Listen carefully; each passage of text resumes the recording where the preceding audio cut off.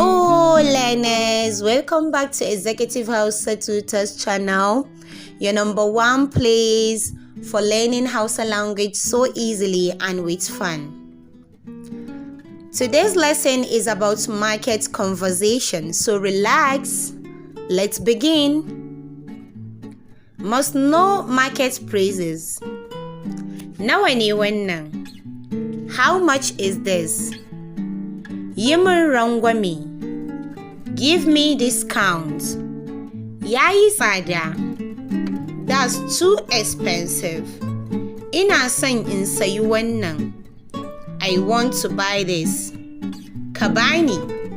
Give me to a man. Ki bani. Give me to a woman. Zan dawo.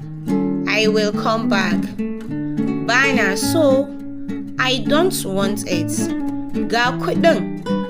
Here is the money. Asking for price. Asking for price is very simple in Hausa. Nawa ne wannan tukunyar?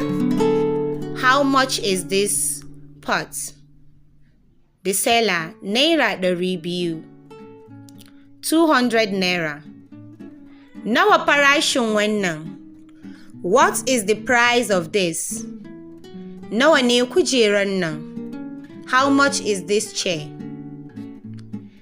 Zan biya Naira 100. I will pay 100 Naira. Yayi tsada. It's expensive. How to bargain? Bargaining is very common in Hausa markets.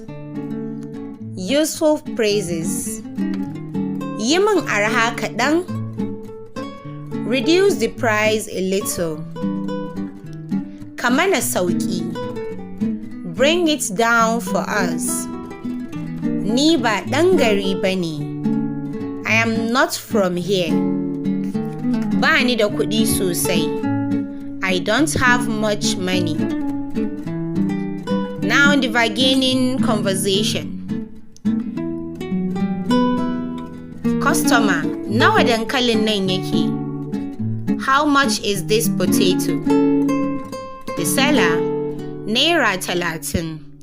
30 Naira. Customer, yi min rangwame, zan biya Naira 20. Reduce for me, I will pay 20 Naira. Seller, to ka ɗauka. Okay, take it. Asking for quantities. Ka bani guda biyu. Give me 2 pieces. Ki bani kilo ɗaya. Give me 1 kilogram. Ina son na Naira 100. I want 100 Naira worth. Ka auna min. Measure it for me. Examples. Ka bani tumatir na Naira 50. Give me 50 Naira tomatoes. Ki bani lemo biyu. Give me 2 oranges. Useful ending phrases. Na gode. Thank you. Sai anjima. See you later. Allah ya saka da alheri. God bless you with goodness. Say da safe or say gobe. See you tomorrow. Great job!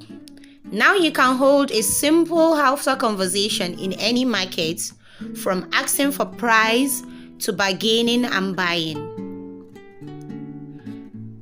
With this, we have come to the end of our lesson. Let me know in the comment section what you would like me to teach you next. Thanks for joining us. Remember, learning Hausa language is fun. Don't forget to subscribe, comment, like, and share.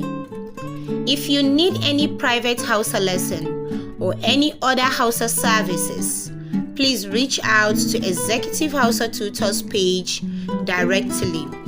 See you next time. Bye-bye. Sai anjima.